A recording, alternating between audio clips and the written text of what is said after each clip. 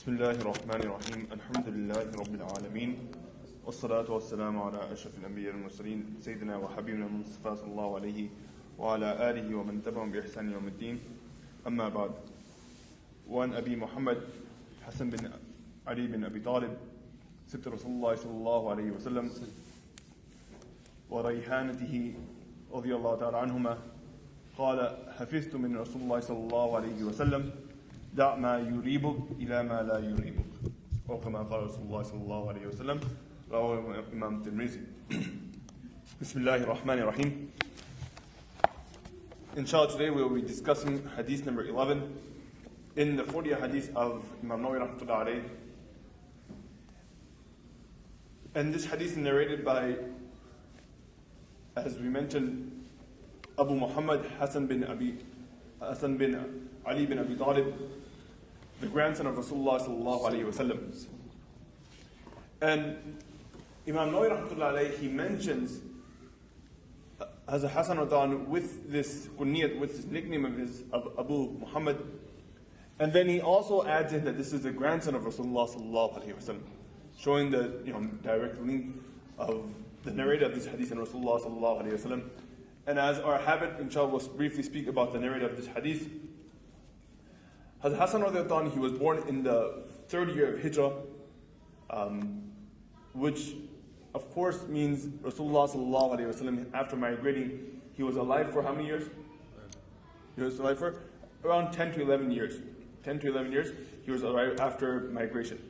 So if he was born in the 3rd year of Hijrah, this means when Rasulullah sallallahu alayhi wa sallam, he left this world, Hazrat Hassan radiallahu anhu he was only 7 years old. Around 7 years, he was around 7 years old.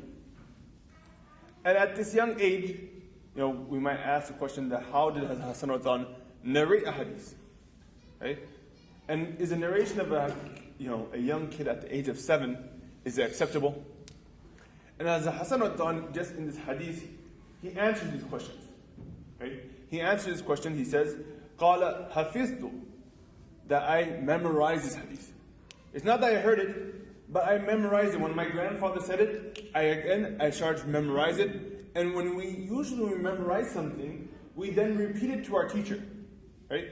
So for instance, if somebody were to teach me Inna A'tainaka al-Kawthar, after learning Surah Al-Kawthar, I would recite it back onto them.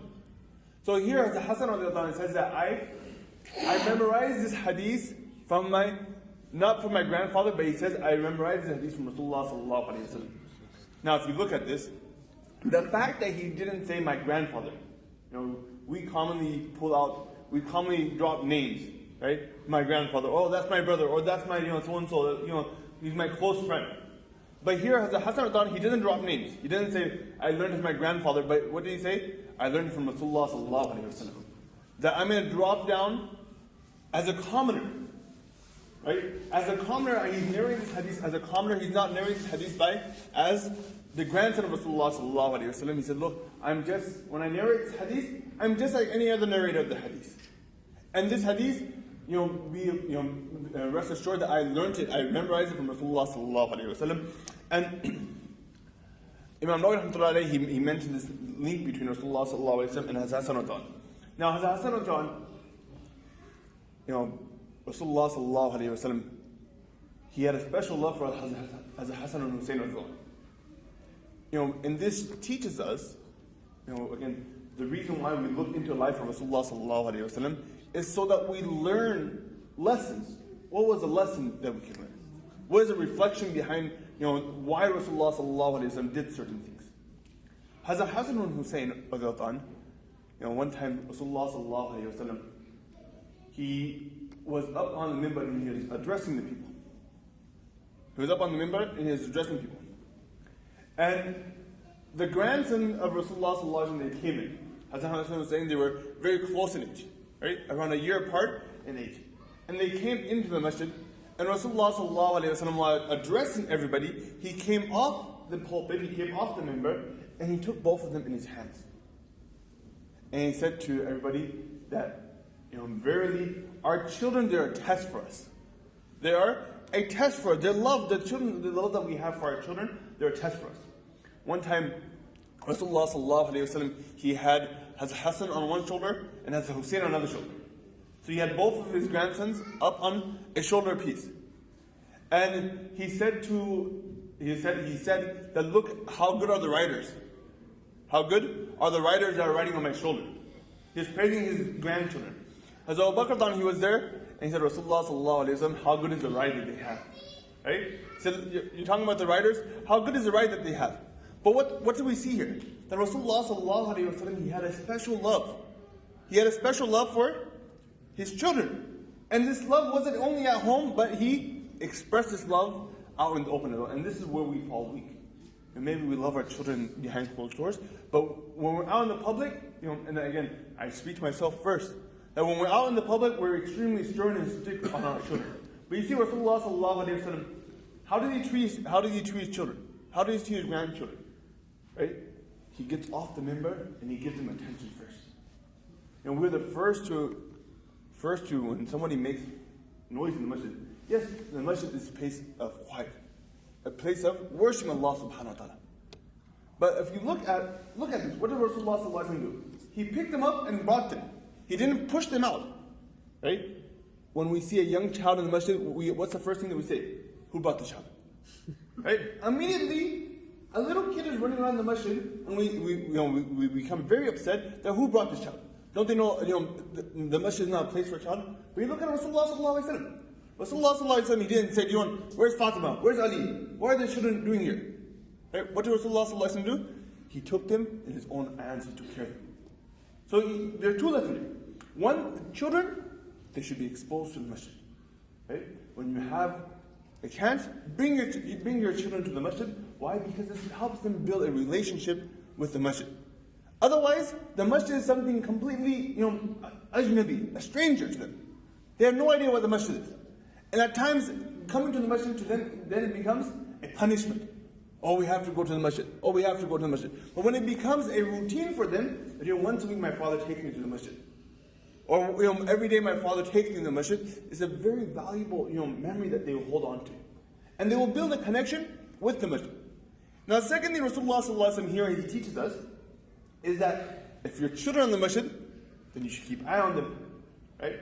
Not just let them go and you mashallah in your khushu and khudu in your prayer, but you should keep an eye on your children as well. Right? So bring your children to the masjid, and if there are children in the masjid, then we should be patient with them. We should be patient with them. Here Rasulullah sallallahu alaihi wasallam, he let his children come into the masjid. In another hadith, Rasulullah sallallahu alaihi wasallam once, he was with his grandsons and he kissed them both. He kissed his grandsons. And Rasulullah sallallahu alaihi wasallam, to show love to children, he would kiss them on the forehead and he would kiss them on the cheeks. And one of the companions asked Rasulullah sallallahu alaihi wasallam, Rasulullah, you kiss your children? Right? You kiss your children? And Rasulullah sallallahu alaihi wasallam said, what can I do if Allah subhanahu wa ta'ala didn't put mercy in your heart? Showing that expressing love to children, commonly, as the main figure in the household, people put on this stern and firm, that it's my role, no playing, no talking, right? You have that position in the house. But here Rasulullah sallallahu alaihi wasallam says, no, Allah subhanahu wa ta'ala has put mercy in our hearts. And the famous hadith of Rasulullah sallallahu alaihi wasallam, laysa minna, that he is not from amongst us who doesn't show mercy to our younger ones. Show mercy to our children. Be patient with them. And another hadith, in the saying, there's a saying that says, as-sabiyu as-sabiyu law kana nabiyyan. That a child is a child, even if he's a prophet. That they're children at the end of the day. If these things, adults were doing these things, if adults were playing around or running around the masjid, then yes, we have a right to be upset. But as-sabiyu as-sabiyu law kana nabiyyan. That a child is a child. You have to be patient with them. You have to teach them. You have to expose them to our masajid, to our religion, to our deen. So Rasulullah sallallahu alaihi wasallam here openly he's kissing his grandsons, and when the companion asked that, oh, you kiss your children, right? Rasulullah sallallahu alaihi wasallam says, yes, this is mercy Allah subhanahu wa ta'ala has put in my heart. What kind of Allah subhanahu wa ta'ala has not put mercy in your heart? As Hassan radiallahu anhu, Rasulullah sallallahu alaihi wasallam once said that Hassan will be the person who combines two arms. right? That time will come in the Muslim Ummah where the Muslim Ummah will be divided into armies, and in Hassan al-Dan he will then combine two armies. Now, the Khulafa Rashidin are four. The four Khulafa Rashidin, right? They are Abu Bakr al-Dan, Hazrat Umar al-Dan, Hazrat Uthman al-Dan, Hazrat Ali al-Dan. And may Allah subhanahu be pleased with all of them. The fifth Khalifa is Hazrat Hassan al-Dan. After the demise of Hazrat Ali al-Dan, Hazrat Hassan al-Dan, he was made the Khalifa. But he held on to his Khilafat for only 6 months. His Khilafat was for only 6 months. After 6 months, he gave up his Khilafat. Right? He gave up his Khilafat. Why? Because he saw that there were so many people that were following Hazrat Muawiyah al-Dan. And he combined both the people that were following him and Muawiyah by giving Hazrat Muawiyah that respect and giving up his Khilafat. So this was the prophecy of Rasulullah sallallahu alaihi wasallam that Hazrat Hassan, he will combine both armies. In the 50th year of Hijrah, Hazrat Hassan al-Dan, he passed away. Right? He passed away at that time, he was around 46, almost 47 years old. 46, almost 47 years old. The total number of hadiths that are narrated by Hazrat Hassan al-Dan are 13 hadiths. 13 hadiths only. And again, this is not something that's far-fetched. We see people like Hazrat Abu Bakr al-Dan, right, who was with Rasulullah sallallahu alaihi wasallam for 23 years. But only a very few number of hadiths narrated. And we spoke about Abu Hurairah, who lived with Rasulullah sallallahu alaihi wasallam just a short amount of time, but narrated a lot of hadiths. So again, some companions, they would live with Rasulullah sallallahu alaihi wasallam, they spend a lot of time with Rasulullah sallallahu alaihi wasallam, but they wouldn't narrate hadith. This was their own reasoning behind it, their own reasoning behind it. As Abu Bakr, they say that as Abu Bakr, he had a huge collection of hadith. But then when he heard the hadith that Rasulullah sallallahu alaihi wasallam said, whoever ties a lie upon me, right? Man kadhiba alayya, right? Whoever ties a lie upon me, whoever says that I said so and so thing, but that is a lie, right? فَلْيُبَوَّأْ مَقْعَدَهُ فِي النَّارِ, then he should prepare his place in the fire of Jahannam. So Abu Bakr, when he heard this hadith, he said, I don't want to narrate any hadith. And very few hadiths are narrated by Abu Bakr. Right? So here's Hassan al-Dan, he lived 7 years with Rasulullah sallallahu alaihi wasallam, but very few hadiths are narrated from Hassan al-Dan. But there are many lessons from his life. Many lessons from his life. A very famous incident of Hassan Hussein, that the grandson of Rasulullah sallallahu alaihi wasallam, one time, they were doing wudu, they were performing ablution, they were doing wudu, and they saw that an older gentleman, an older person, he was doing wudu improperly. He wasn't doing wudu correctly. Wudu is one of the, tahara cleanliness is a tuhuru shat of iman. It's a big portion of our iman. Why? Because if your wudu is not complete, then your salat is not accepted. Right? You can leave your house, come to the masjid, go through all the difficulties, park your car, come to the masjid, spend half an hour, 15 minutes here, right? The whole trip, 1 hour. But if your wudu is incorrect, it's all a waste. So they see this an older person doing wudu, but his wudu is not correct. So now, how do they correct him? Right? How do they correct him? So they go to this older man, and they said to him, that uncle, can you watch our wudu and tell us if we're doing the wudu right? Right? So what's their approach? They made this person into the teacher. Instead of our approach is, brother, you're doing wudu wrong. Your ankle is dry. Your elbows, I see a dry spot. Right? You have to do masala like this. Right? We immediately go into correction mode.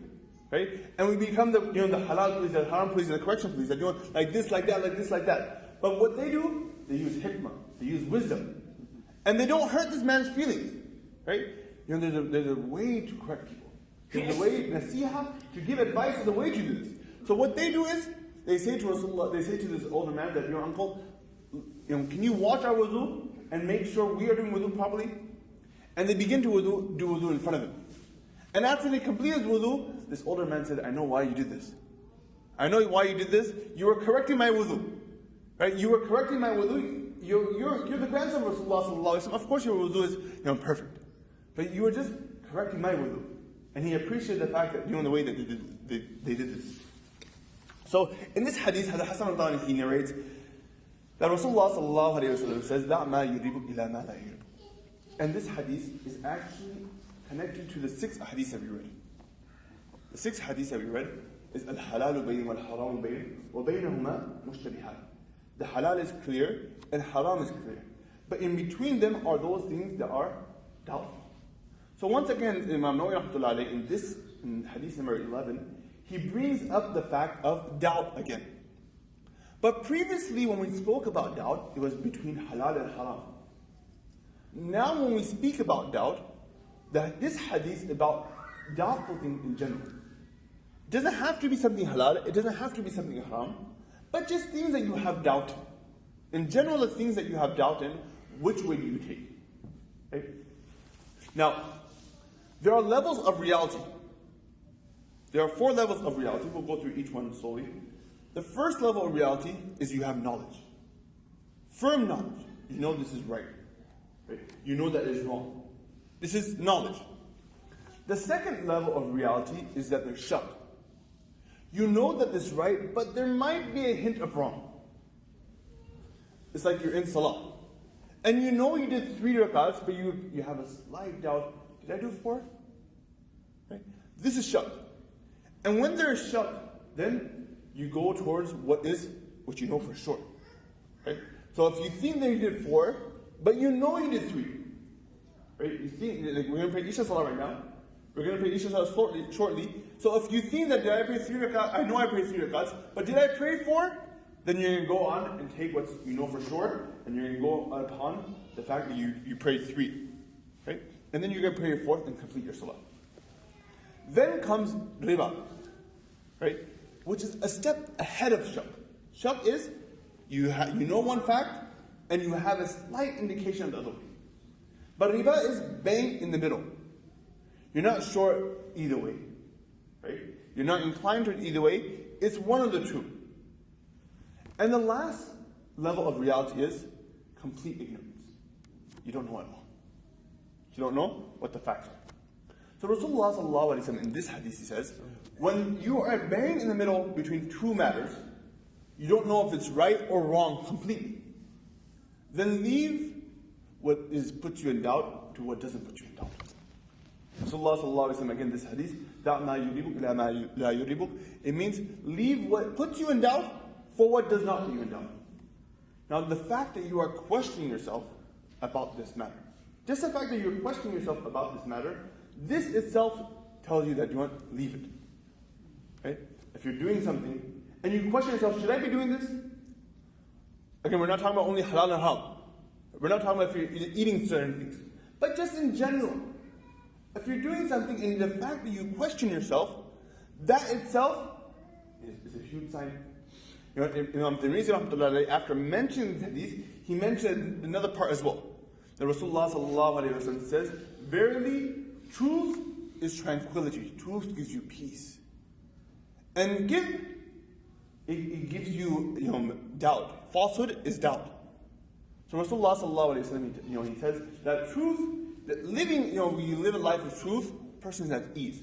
But when a person lives a life of lies, he's constantly, worried what's happening. And in today's age, when a person, when people need to gauge between the truth and lies, a common thing that they use is a lie detector. Right? Now a lie detector, subhanAllah, there's something very ajib about a lie detector. It teaches a lesson. A lie detector tells us that when a person lies, his body does not accept it. You are disobeying Allah subhanahu wa ta'ala and your body does not accept it. When you're telling the truth, your body is completely calm and relaxed. Your body accepts it. Why? Because you're not disobeying Allah subhanahu wa ta'ala. But when a person lies, his body rejects it. His blood pressure starts, rising up. His heart starts to beat faster. His eyes start to change color. Right? He might start to sweat and his body is at unease. And this is what Rasulullah sallallahu alaihi wasallam said. That when you lie, this is falsehood, it is doubt.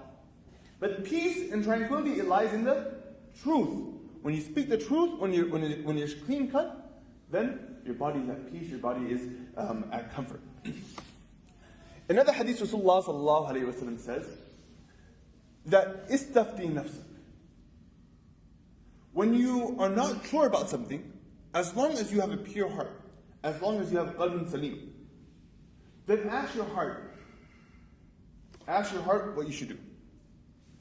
If your heart, another hadith Rasulullah sallallahu alayhi wa sallam says, Al-ithmu ma haka fi sadri, wa qaridta an yattali alayhi nas. That he defines what is a sin. Rasulullah sallallahu alayhi wa sallam defines al-ithm, that a sin. What is a sin? Ma haka fi sadri, that which your heart will be at unease. I shouldn't have done this. Why did I do this? Maybe I should have done something else. What? Al-ithmu ma haka fi sadri, wa qaridta an yattali alayhi nas. The second quality of a sin is wa qaridta an yattali alayhi nas. That you're worried of what if people find out about it. Right? So one is, you do the act, your heart is at unease. That's one side. The second side is, you're worried. What if my neighbors find out that I did this? Or what if my parents find out that I did that? What if the people in the masjid find out that I did this? I'm going to be ashamed. Right? So Rasulullah sallallahu alaihi wasallam says, this is what defines a sin. What defines a sin, that number one, your heart itself will be at unease. Right? Going back to the fact that truth is, it gives you peace. Rasulullah sallallahu alaihi wasallam says, truth gives you tranquility. And falsehood, that is doubt. Doubt itself is falsehood. Abu Dharr Ghifari radiyallahu anhu, he says a very beautiful quote. He has a very beautiful quote. He says, the completeness of taqwa is that sometimes you have to leave many things that are halal. Right? So there's a matter. You have doubt in the matter. Which way is it? Right? You're not fully sure.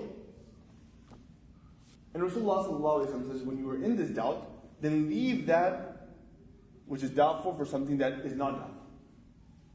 So Abu Dharr Ghifari says that when you're in this situation, the completeness of taqwa is that sometimes you have to leave a lot of things that are halal. Right? Rasulullah sallallahu alaihi wasallam, if you look at Rasulullah sallallahu alaihi wasallam's one of the very famous hadith, Rasulullah sallallahu alaihi wasallam says, eat 1/3 of your stomach. Eat 1/3 of your stomach. Food is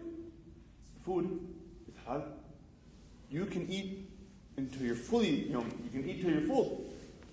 But here Rasulullah sallallahu alaihi wasallam is saying that you have to leave sometimes. You have to leave those things that are halal. And this is what completes our taqwa. Now there's another aspect here. This aspect is taqwa versus fatwa. Right? Taqwa versus fatwa. Fatwa is, what is fatwa? You ask a mufti, is this halal or haram? Is this permissible or not permissible? And taqwa is, even though it's permissible, it's best to stay away from it. Right? You're not completely sure, you are in doubt. So here the fact is that sometimes, Abu Dharr is saying that sometimes, because of, to complete your taqwa, you have to leave a lot of things that might be halal. Right? There might be there's a very important fact here, that when we leave things that are halal, we don't call them haram. Right? When we leave things that are halal, we don't call them haram. Why? Because to call something halal haram, that's a great sin. Something Allah subhanahu wa ta'ala has made mubah for you. Something Allah subhanahu wa ta'ala has allowed for us. To turn around and say that is haram, that's a great sin. So again, we leave it just to be out in the safe. And we spoke about this in one of the previous hadiths, that it's like the shepherd. The shepherd who grazes his flock, and if he stays close to the boundary, then sometimes his flock might cross over. But the best is that you keep your flock far away. You stay away from the boundaries. You stay away from many things that are halal. Why? To stay away from those boundaries. And you stay completely in the green. You stay completely in the green. And another thing that we have to realize, that not everything that is halal is meant to be done. There are so many things that are halal that are not meant to be done. So Rasulullah sallallahu alaihi wasallam, again, this hadith says that ma yuribuk ila ma la yuribuk. Even though both things might be halal, but sometimes you have to leave certain halal things to other things that, again, puts you in no doubt. And the fact that everything that is halal we're not supposed to do, if you look at this, an example of something that's halal that we're not supposed to do, let's say you have a cup of milk and you mix in a cup of sweat. right? A cup of milk and you mix it in a cup of sweat. If a person were to drink this, would this be halal for him? Yes. Why? Because milk is halal, sweat is halal, it's not impure. Neither of these two things are impure. But is he meant to do this? No. Just because something is halal or it's mubah, doesn't mean we have to do it. Again, stay away from it. Right? Now, at the same time, another very important thing to remember, that we can't enforce our taqwa upon people. Let's say your taqwa is that you stay away from certain halal things. You can't enforce that upon people. Why? Because you can only enforce what is halal and haram. This is your taqwa. You can't make a fatwa for other people. Our teacher used to say that दूसरे लोग के लिए fatwa अपने लिए taqwa. Right? That a lot of time what people do, they say, I live by the fatwa, I live on the lines. But everyone else, they should live completely green. Right? Everyone else should be extreme, and let me live at the border. Where it should be the opposite way. For other people, because there is no doubt, there is no proof, they can, the fatwa, they can live on the fatwa. But for each of us, our own selves, we should, adopt taqwa. We should adopt the highest level, right? That Allah Subhanahu wa Taala is watching us, and that is the highest level. As Abu Bakr, one time Abu Bakr, he had a slave, and the slave used to bring milk for Abu Bakr every day. And Abu Bakr, he used to take this milk every day, and before drinking it, he would ask the slave, "Where do you get this milk from?" And the slave would say that, I had so and so money, or I had this money, or I had that money, or there was some lady was giving out milk, or he would tell Abu Bakr where the milk came from. And one time Abu Bakr, he took this milk and he drank it without asking. Now, he's been asking for so many times, and all the time he gets every time he gets the right answer. And his slave asked him, Abu Bakr, how come you didn't ask me? Why didn't you ask me? Abu Bakr said, where do you get the milk from? He said that, before I became Muslim, I was a fortune teller. And somebody who owed me some money, he just paid me. And I went and bought this milk from there. Now, whether the fortune telling that he did, that was before Islam, wasn't something halal, wasn't something haram, and Islam itself erases all the previous sins. It erases everything previously. So it might be halal for Abu Bakr. Why? Because this was something done before Islam. But just to stay away from something that is doubtful, as Abu Bakr, the Hadith says that the Amir al-Mu'mineen, he put his fingers into his mouth. And he made himself throw up. This is his level of taqwa. Right? He didn't need to do it. The fatwa would have been that you're okay. Why? Because it has become pure now. Why? Because this person has accepted Islam. And everything that he's done in the past, that has been forgiven. So this is the fatwa, that this milk is pure. But his taqwa is, there might be some doubt in there, that whether it's pure or not. So he puts his fingers into his mouth, and he makes himself throw up here.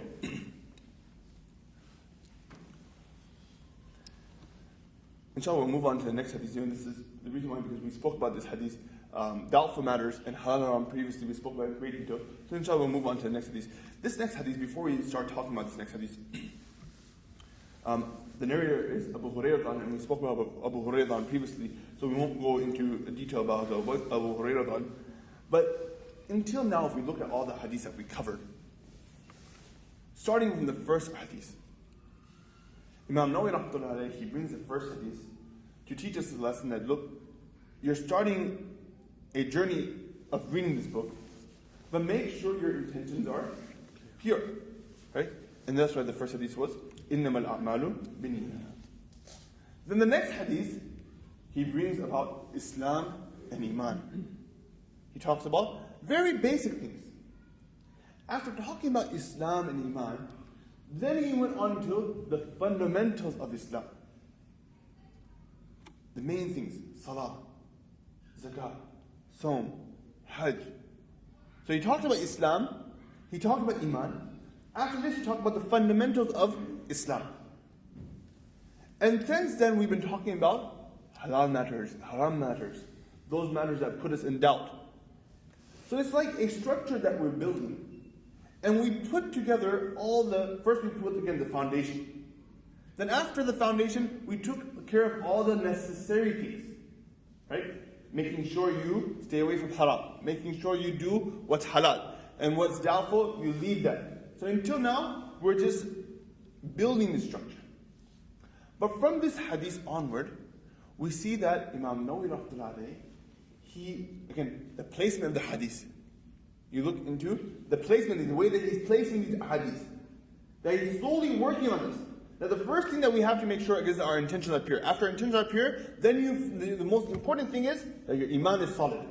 Your iman is solid, your Islam is solid. Then you stay away from halal things, you stay away from haram things, and you adopt halal things. You stay away from the doubtful matters. Whether the doubtful matter be between halal and haram, or whether the doubtful matters be in general. After doing all of this, now Imam Nawawi rahmatullahi, he's beautifying our Islam. Right? These next couple of hadiths, they show us how your Islam is complete now. This foundation is complete, but now we will complete it, by beautifying our Islam, by beautifying ourselves. This next hadith, hadith number 12, is narrated by Abu Hurairah. وعن أبي هريرة رضي الله عنه قال رسول الله صلى الله عليه وسلم من حسن الإسلام مرء تركه ما لا يعني. Abu Hurairah, this hadith is narrated by Imam Tirmidhi rahmatullahi alayhi and Imam Ibn Majah rahmatullahi alayhi. Abu Hurairah says that Rasulullah sallallahu alayhi wa sallam said, from the beauty of a person's Islam. Again, we're beautifying this person's Islam. Islam, the foundation is done. You build the foundation of the structure. Now we're beautifying it. Now we're doing the detail work, which will make us a complete Muslim. He says, from the beauty of a person's Islam, right, تَرْكُهُ مَا لَا يَعْنِي, that he leaves those things that does not concern him. Okay? Now this hadith, it goes into, you could take it in many different ways. First off, we'll talk about Rasulullah sallallahu alayhi wa sallam. One of the main things that مَا لَا يَعْنِي, things that doesn't concern us, is from our tongue. Right? That we say things that absolutely doesn't concern us. And Rasulullah sallallahu alayhi wa sallam in one hadith says, whoever guarantees me two things, Azman lahu Jannah, I will in return guarantee this person Jannah. Whoever guarantees me two things, Azman lahu Jannah. Ma bayna fakhidayhi wa ma bayna lihiyayhi. Whoever guarantees me that is between his legs and that is between his tongue, his jaws, I will guarantee this person Jannah. If you can protect these two things, then Jannah is said. In another hadith, a man comes to Rasulullah sallallahu alayhi wa sallam, he asks Rasulullah sallallahu alayhi wa sallam, Rasulullah, what's the easy way to get to Jannah? What's the easy way to get Jannah? The fast track, the express way to get Jannah. Rasulullah sallallahu alayhi wa sallam says two things. Number one, taqwa, and number two, husn al-khulq, good characteristics. Right? Which teaches us, if you look at this, Islam, a very beautiful, pure religion. That where Rasulullah sallallahu alayhi wa sallam tells us taqwa, being a good Muslim, he often says, if you're a good human being. Right? Husn al-khulq, what is husn al-khulq? Husn al-khulq is good characteristics. You're a good human being. You're a good neighbor. You're a good father. You're a good son. You're a good spouse. That these, you can take either two of the routes. If you have, your taqwa level is high, or your husn al-khulq is high. If your characteristics are good, both of them would be your express way to Jannah. And this man asked, what about to Jahannam? To stay away, to make sure he stays away from this. He says, Rasulullah sallallahu, what is the express way to Jahannam, so I can stay away from this? Rasulullah sallallahu alayhi wa sallam says, Fahm wal fajr. Two things, your mouth and your prayer parts. That if you misuse these two things, your tongue, right? A simple word that we say. In another hadith, Rasulullah sallallahu alayhi wa sallam makes mention that sometimes we say a word without thinking, without need. We don't need to say it. We don't think about it. We just say it, And this will then bring the anger of Allah subhanahu wa ta'ala. It brings the anger of Allah subhanahu wa ta'ala. In another hadith, Rasulullah sallallahu alaihi wasallam says that by one word that a person says wrong, by one word a person says wrong, this will bring him 70, the word that Rasulullah sallallahu alaihi wasallam uses in the hadith, he uses falls, right? Like the season fall. 70 falls in Jahannam, right? Meaning that this person, when he is thrown into Jahannam, he will completely fall, keep going down. Keep going down. You know, Jannah, there are levels in Jannah, right? Each time the Jannah gets bigger and it gets better. Likewise, Jahannam is the same. Jahannam, and we spoke about this before, that how even in fire, right? If there's a fire, there are different levels of fire. If you want to just, roast your hands, you're not going to put your hand all the way to the bottom. You're going to put them at a distance just to get a little bit of heat. But if you want to cook something, you're going to put it on top of the fire, right? Or if you want, the firewood, we put the firewood all the way at the bottom. So like this, Jahannam, there are stages as well. Allah subhanahu wa ta'ala in the Quran says, إِنَّ الْمُنَافِقِينَ فِي الدَّرْكِ الْأَسْفَلِ. That the munafiqs, they will be all the way at the bottom of Jahannam. So in this hadith that we were talking about before, Rasulullah sallallahu alaihi wasallam says that sometimes a person says something, he heard somebody else. When he said something, without thinking, without realizing what he says, he hurts another person's feelings. And because of this, he will earn 70 falls, 70 years. So, the season fall happens once a year. It happens once a year. So Rasulullah sallallahu alaihi wasallam saying, 70 years will take him the duration that his fall will be. That he will keep falling. When he is thrown into the fire of Jahannam, he will fall for 70 years. And then he will reach his place. Why? Not because of zina. Not because he misses salah. Not because he said, I'm not going to pay zakat. But just something that he said that was wrong. As Mu'az bin Jabal, he questioned Rasulullah sallallahu alaihi wasallam, and he said to Rasulullah sallallahu alaihi wasallam, Rasulullah, will we be held accountable because of what we say? Things that we say, a lot of times we don't do it, we don't mean it. Right? It's just something that, out of the spur of the moment, we might just say something. Right? As Rasulullah sallallahu alaihi wasallam replied back to Mu'az bin Jabal, that there is nothing that will throw people into the fire of Jahannam more than the plantations that their tongues have planted. That one of the main things that will lead people into Jahannam will be because of the plantations our tongues have planted.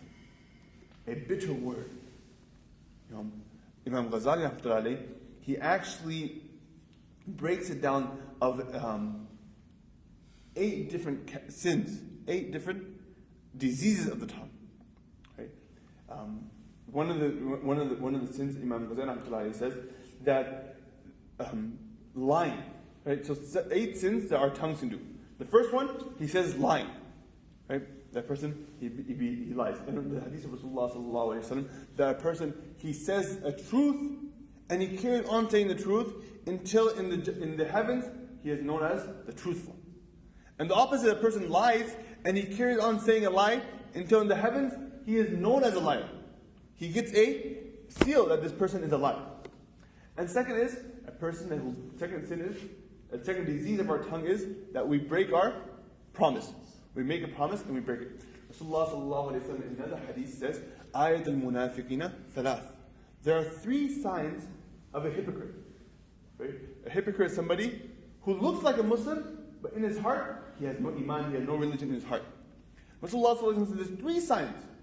Right? Allah subhanahu wa ta'ala, he describes hypocrites in the Quran differently, but in this hadith Rasulullah sallallahu alaihi wasallam says that there are 3 signs of a hypocrite, and they are whenever he speaks, إِذَا حَدَثَ كَذَبَ. Whenever he speaks, he lies. And whenever he makes a promise, he breaks it. And whenever he is interested, he breaks his trust. These are 3 signs of a munafiq.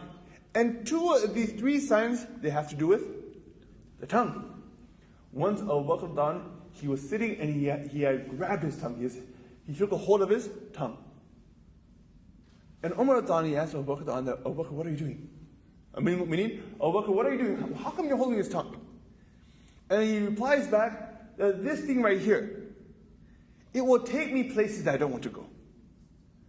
If I don't control this, then this will take me places I don't want to go. This can lead me to the fire of Jahannam.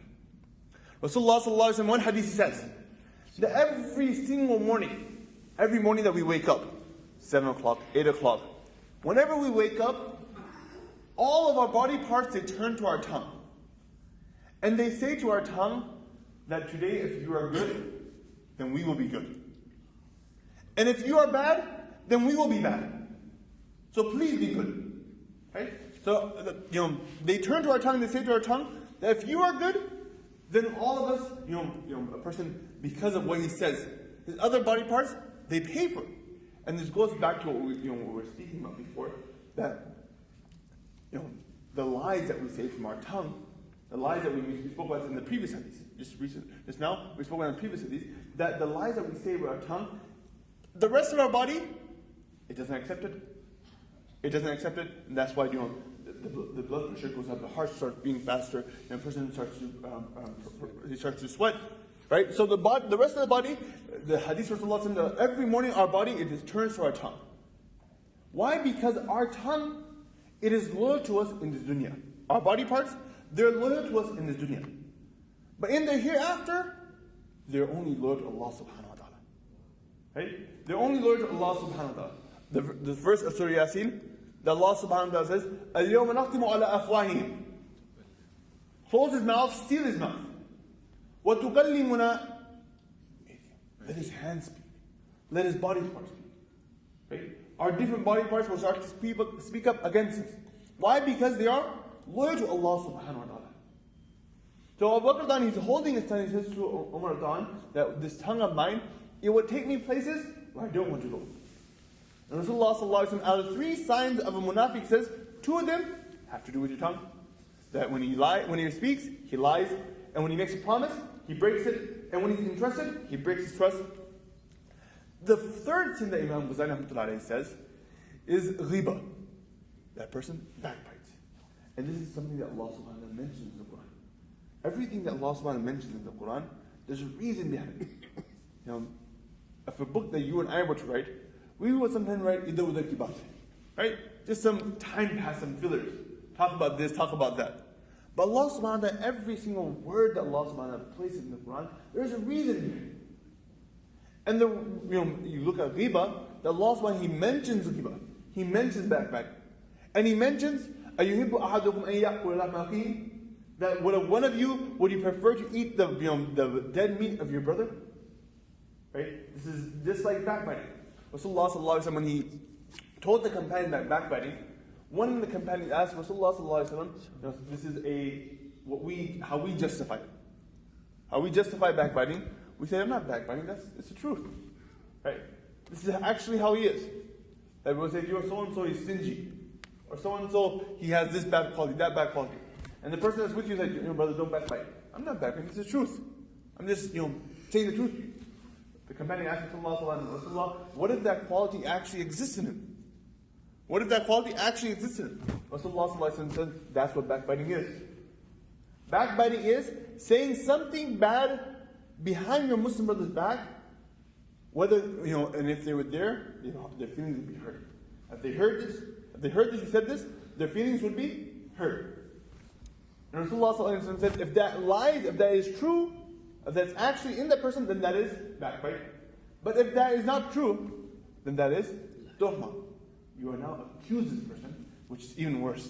Which in Islam there is hadab. Right? A person who places accusation on somebody else, he should be whipped 80 times.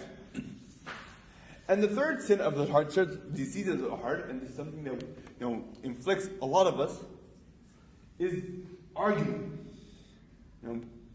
Constantly arguing. Right? We have to realize when a person argues, he a lot of times says stuff that should not have been said. Right? And we have a common habit to argue with those of us that are very close to us. We continuously argue with our spouses. Right? We argue with our siblings. We argue with our parents. Right? And this is a disease of the tongue. Imam Ghazali says this is a disease of the tongue where it's pride that makes us argue. At the end of the day, it's pride that makes us argue that I have to be right, you can be wrong. Right?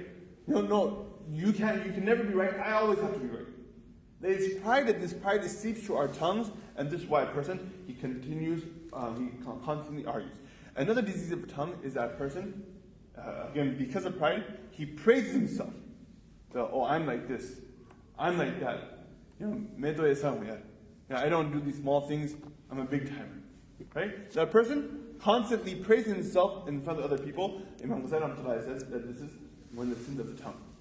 Another sin of the tongue that Imam Ghazali says, that person curses somebody else.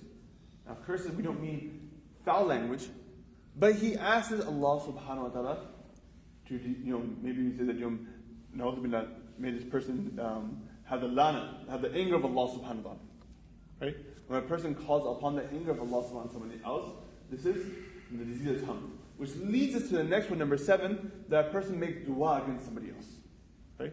With his tongue, Allah subhanahu wa ta'ala, we're the makhluk of Allah, we're the creation of Allah subhanahu wa ta'ala. And Allah subhanahu wa ta'ala, He loves every single one of His creatures. He has everything that Allah subhanahu wa ta'ala has created, He has a special connection with it. He loves it.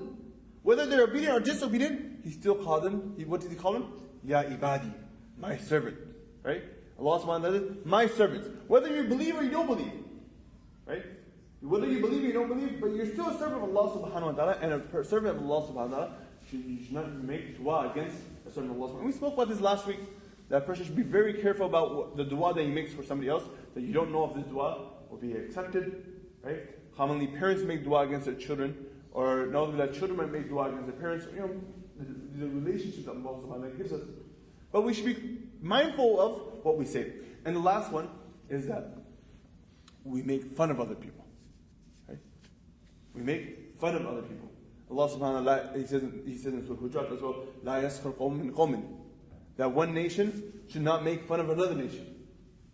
And the women of one nation should not make fun of the women of another nation. And this, again, is something that we fall prey to so much. Each one of these things, it's pointing directly at us. That we will make fun of other nations. And, again, I speak to myself first, that, we will say, Pakistani people like this, and Hyderabadi people like this, and so-and-so people like this. Right? And we'll point out a whole nation. As if making fun of one person was enough, we talk about a whole nation. We're getting the sin of a whole nation. Right? And it's huge. Ghibat, backbiting, and making fun of people, it doesn't have to be done to a single person. What is the sin of ghibat? The sin of ghibat is, Rasulullah sallallahu alaihi wasallam says that when a person does ghibat, backbite, there is a transformation that takes place. There is a transformation, there's a transaction that takes place. And the transaction that takes place is, all of your good deeds goes to that person, and all of that person's bad deeds comes to you. Right? And we spoke about this ayah before. Man ja'a bil hasana. Whoever comes with a good deed, is not enough just to do it, but after doing that good deed, you have to protect it. You have to make sure you hold on to it. Now sometimes there are things that we do that after doing a good deed, it can be taken away from us. So here, if you look at this part, that when a person does ghibah, his good deeds go to the other person, and he receives the bad deeds of that person. And as if one person's bad deeds was not enough, sometimes we backbite a whole nation. We make fun of a whole nation, which is backbiting a whole nation. Right? The Mufassirin said a person should be very careful when talking about other nations. Why? Because imagine the whole nation's sin is put on your back. Right? Imagine that whole nation's sin is put on your back. And we say this as time passes. Just for the sake of it. A joke about this nation. A joke about that nation. Right? But a person should be very mindful. And one hadith Rasulullah sallallahu alayhi wa sallam says, Man samata naja. Whoever remains quiet, he has gained success. Right? Whoever remains quiet, he has gained success. Rasulullah sallallahu alayhi wa sallam, Imam Tirmidhi in his book, Shama'il al-Tirmidhi, the hadith that described Rasulullah sallallahu alayhi wa sallam, he described Rasulullah sallallahu alayhi wa sallam as taweel as-samt.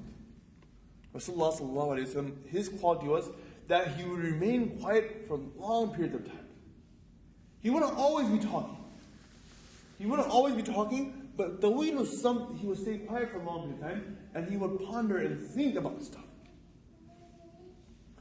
And in one hadith, Rasulullah sallallahu alayhi wa sallam says, that كل كلام بني آدم كل كلام بني آدم عليه لعنة كل كلام بني آدم عليه لعنة. That everything the son of Adam says. I actually taught this hadith to my 8th graders this week, and they were all shocked. They were all shocked. That everything the son of Adam says, every word that comes out of our mouth, right? Every word that comes out of our mouth, it is against us, it is not for us. It is against us. On the day of judgment, he says, on the day of judgment it will be against us.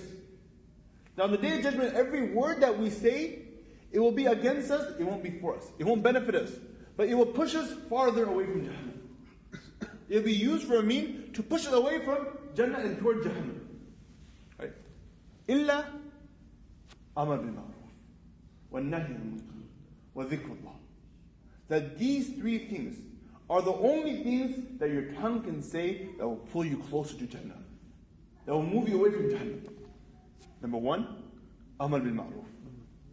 That you tell other people to do good. You help other people. You say something nice to other people. You teach somebody. You assist somebody. Right? Amar bil ma'ruf is not only that you call a person to the masjid, but helping somebody any way possible. Encouraging somebody. Guiding somebody to something right. Right? This is amar bil ma'ruf. Wa nahy anil munkar. When you see someone doing something wrong, you stop them. You tell them, brother, this is not right. We should do it this way. We should do it that way. We should do it this way. And the last, zikrullah. The remembrance of Allah subhanahu wa ta'ala, whether it's through the Quran or just like we're doing right here. We're gathered here to remember Allah subhanahu wa ta'ala through the hadith of Rasulullah sallallahu alayhi wa sallam. So if you look at this hadith, Rasulullah sallallahu alayhi wa sallam says that every word of Adam, the son of Adam, on the day of judgment will be against him. It won't be for him except for these three. Imam Ghazali rahmatullahi, he brings up a very beautiful fact. He says that anything that is written, that we write, it is under the same hukum of anything that we say. Something that we write down, it is under the same hukum of something that we say. Now you take this in our generation. We no longer write stuff. Right? If you were to ask me if I have a pen, I don't even have a pen. Right? You ask anybody in the room who has a pen. Nobody has a pen. But our way of writing now is through our keyboard. It's through our phones. We send messages and emails and we update our statuses. And this is all done through a keyboard. So Imam Ghazali says that anything that is written, i.e. typed, is under the same hukum of something that you say. Now, take this on the hadith of Mu'adh bin Jabal. Mu'adh bin Jabal, what did he ask Rasulullah sallallahu alaihi wasallam? That Rasulullah, will we be questioned about what we say? And Imam Ghazali is saying, it is the same hukum. It is the same thing. So we will be questioned about what we type. We will be questioned about what we type. You will be questioned about your Facebook statuses and your tweets. You will be questioned about the texts that you sent. You will be questioned about the emails that you sent. Then what was your purpose behind this? Alayhi lalahu. If it was just time pass, this hadith, the hadith that we quote, that min husn Islam tarki ma la yani, that a person leaves anything that doesn't concern him. Right? That doesn't. What is ma la yani? Ma la yani, something that doesn't concern us. The Mufassirin, they explain what's the definition. The definition of something that doesn't concern us is something that doesn't benefit us in this dunya and doesn't benefit us in the akhirah. Right? That is ma la yani. Ma la yani is something that doesn't concern us in this dunya and it doesn't concern us in the akhirah. That practically is pretty much every single Facebook status, every single tweet that you have. Why? Because it's usually, what is it? Just got home. Going to the gym. went to the bathroom, eating pizza, right? This is what Facebook is. This is what Twitter is. Illa mashallah, somebody puts a hadith of Rasulullah sallallahu alaihi wasallam, or something that shakes the hearts of people, right? Illa mashallah. But usually it's ma la ya'ni, something that doesn't benefit us in the dunya. What am I going to get out of knowing that you just came out, that you just came home? Or how is it going to benefit my akhirah knowing that you came out of the bathroom? Right? It doesn't. So, taking what the hadith of Rasulullah sallallahu alaihi wasallam and implementing it into our lives, our day and age, and our generation, a person should realize, again, I'm not saying Facebook is haram, or Twitter is haram, or any social media is haram. But there are ways to use it. There are ways to benefit from. There are ways that you can benefit other people from. Wasting time upon it, seeing what so-and-so said and what so-and-so said and what so-and-so said, that will not benefit us in this dunya, will not benefit us in the hereafter, this falls under ma la ya'ni. And when a person falls under those things that doesn't concern him, right? Again, we are, as human beings, we are very curious creatures. That we always want to know what's going on. Right? And that's why one of the first phrases that we say, what's happening? What's going on? We're curious. Allah subhanahu wa ta'ala has made us in a way that we are curious. And that's why our first phrase that when we meet somebody, hey man, what's going on? Right? We want to know about the ma la ya'ni. Tell me about what's happening in your life. Whether it concerns me or not concern me, go about it. Right? Now, this, again, the fact that a person has this quality, this shows that his iman needs work. When his iman, when he starts to leave all of these things, when he starts to leave the things that do not concern him, he doesn't fall under the discussion that two people are talking. Right? Two people are talking, the third person, right? Speak loud, I can't hear. Right? It doesn't concern him, but we're so curious. And what are they talking? How can I? And then, this is how gossip starts. That person, he hears something and then he spreads it, and then that person and that person says it, and slowly it starts to change, right? In schools we commonly, do an exercise that we say one thing to a student and that student says something else, and by the time it comes back, it's a total different story, a total different thing, right? So this is, Rasulullah sallallahu alaihi wasallam is basically telling us, this hadith, if I were to translate this hadith in my own words, it is from a beauty of a person's Islam that he minds his own business. Right? In my own words, that he minds his own business, he stays away from that which does not concern him. Right? Don't care about brosi ghar mein kya ho raha hai. Right? What he said to so and so and she said to so and so. Yes, at the time of difficulty, you stand up. And you care of how they are and how they're doing. Again, there's a difference. One is panchad. One is panchad, gossip. Just for the sake of it. Right? And more than anybody, people of our culture in Pakistan, we love panchad. Right? And that's why half of these TV serials are in existence. Because they're just full of panchad. Just that's what it is. And this is again, basically Rasulullah sallallahu alaihi wasallam saying, stay away from this. Care for somebody, care for what's happening in their house, help them, assist them, but it shouldn't be just time pass. It shouldn't be just for the sake of it, for the sake of entertainment. So in this hadith, Rasulullah sallallahu alaihi wasallam, he touches upon something very important, and that is our tongue. Our tongue. And Rasulullah, we went through the many different hadiths. And Rasulullah sallallahu alaihi wasallam says, whoever guarantees me this and his private parts, I will guarantee him Jannah. And this will be the fast track to so many people going to Jannah. And Abu Bakr, he held his tongue and he said, this will take me to places I don't want to go. And so many hadiths about the tongue. A very small part of our body, this very famous saying, sticks and stones will break my bones, but words will never hurt me. Absolute lie. Absolute lie. Why? Because the zakam, the wounds that we give with our tongue, they can never be filled. Right? A person should be careful what he says. Rasulullah sallallahu alaihi wasallam teaches to have good characteristics. He was sent as the best of characteristics. Right? إِنَّكَ لَعَلَىٰ خُلُقٍ عَظِيمٍ. That you should have good characteristics, adopt good characteristics in yourself. Rasulullah sallallahu alayhi wa sallam says, بُعِثْتُ لِيُتَمِّمُ الْأَخْلَاقِ. I was sent, why? To complete characteristics. So a person, he shouldn't always say things that hurt other people. But he should always look at what can I say to help another person. What can I say to encourage another person? Sometimes you say, MashaAllah. Sometimes you compliment a person.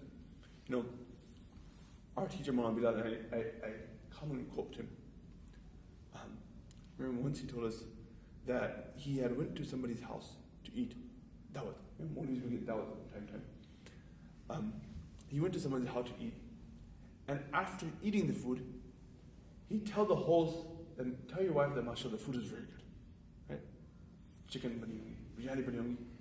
Right? So he said that after the food, I said to the host that, tell your wife, MashaAllah, the food was very good. And this person went and told his wife that, Maulana Sahib said that food is very good. And from the other side of the curtain, Roniki was right? She started crying. So Maulana Sahib got really worried that, what did I say? I said the food was good, and why is she crying? Right? I didn't say food was bad. I didn't say mirchi zyada thi, namak zyada thi, phika tha. I said the food was good. So he asked the lady that, isme kya rone ki baat hui? Why are you crying? She said that, I've been feeding my husband for 40 years. I've been feeding my husband for 40 years. He hasn't complimented my food once at all. Right? Not once has he complimented my food. We can make some deep wounds with our tongue. But at the same time, if we use our tongue correctly, you can make somebody's day. You can make somebody's day. Use your tongue correctly. Say good things. Encourage other people. Start with your own family. Again, we spoke about this, how Rasulullah sallallahu alayhi wa sallam, how his relationship was with his spouse. How his relationship was with Khadira Dawn. How his relationship was with Aisha Dawn. And at times he would express his relationship and his love for his wife, his spouse, out in the open. It wasn't just only that he didn't show it, but at times he showed it to other companions. One companion comes to Rasulullah sallallahu alayhi wa sallam, Rasulullah, who's the most beloved to you? Thinking that he will say this companion's name. You say his name. He was hunting for a compliment. He says, the most beloved to me at this time is Aisha. Aisha, my wife, she's the most beloved to me. So Rasulullah, what do you see? Rasulullah sallallahu alaihi wasallam, he compliments his wife and he compliments it out in the open. Right? Sharam ki baat nahi. Allah subhanahu wa ta'ala, we spoke about this, that one hadith Rasulullah sallallahu alaihi wasallam says, Kullu shay fi dunya, everything in the dunya is mata'. And the best mata' a person can get, the best thing in the dunya a person can have is a pious wife. A pious wife. And for a wife, the best thing that she can have is a righteous husband. How good is a husband who encourages his wife to do good? And how good is a wife who wakes us up for Fajr? We look past this, and sometimes we might get even mad at our wife that, let me sleep. We don't mean it as husbands. We don't mean it. But how beautiful is that wife who wakes us up for Fajr? How beautiful is that wife who says that your companionship in this dunya is not enough. I want to be your companion in the hereafter. I am praying Fajr now, pray Fajr with me. And subhanAllah. And at times, we fall short in saying a small praise to them. We eat their food that they cook. My wife, she cooks for me non-stop. I just continuously keep eating.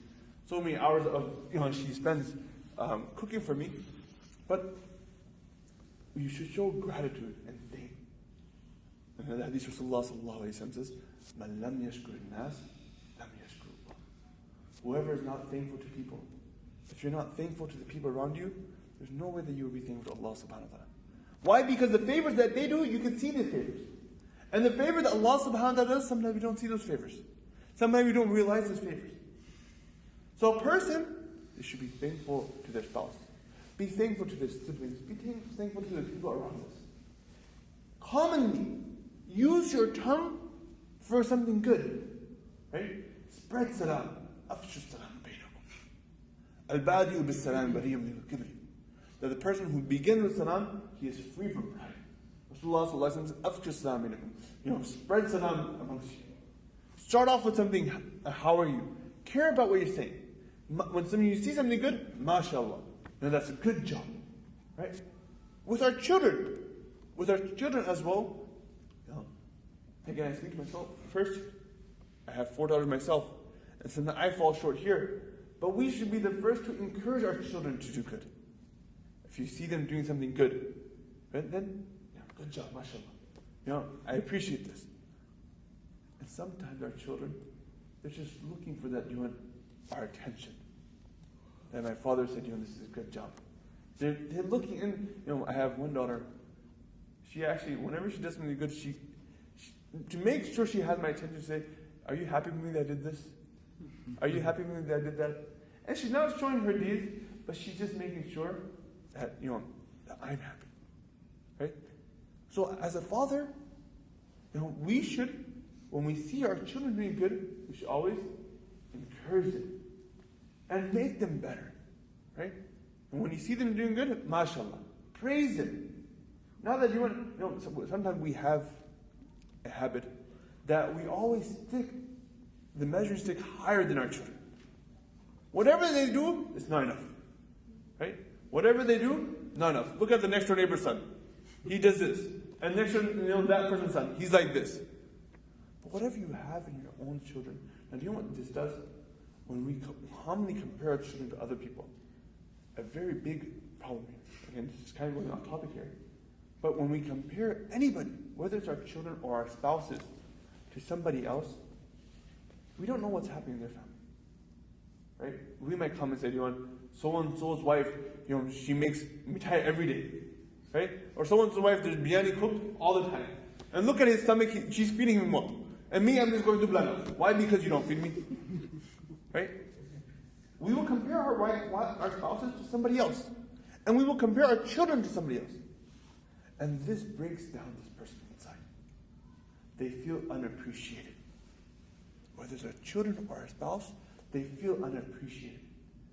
A very, very huge mistake that we make is we compare to other people. Our children, our spouses, we compare to other people. And we should make a point not to do this. Be thankful for what you have. Be thankful for the children you have, the good, pure hearts that they have. And if you are thankful, then they will add on to it. Right? Allah subhanahu wa ta'ala says in the Quran, لَإِن شَكَرْتُمْ لَأَزِيدَنَّكُمْ. This is Allah subhanahu wa ta'ala. That if you are thankful, I will give you more. And our children, if we are thankful for what they're doing, our spouses, we're thankful for what they do, then they will do more. But if we're not thankful, then they won't even do that much. Right? So again, this hadith of Rasulullah sallallahu alayhi wa sallam, دَعْ مَا يُرِيبُكْ إِلَى مَا لَا يُرِيبُكْ. That was the first hadith. This hadith, min husn al-Islam marri tarkuhu ma la ya'ni.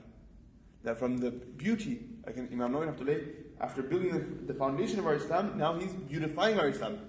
Now your Iman and your Islam is complete. We learned the hadith about Iman, Islam, halal and haram. Now let's beautify this. And that is, one of the first things he says, to beautify it, your tongue. Be aware of what your tongue says. You can do bad, but you can do good as well. Right? You can do bad, but you can do good as well. Jazakumullah khair. Assalamu alaikum.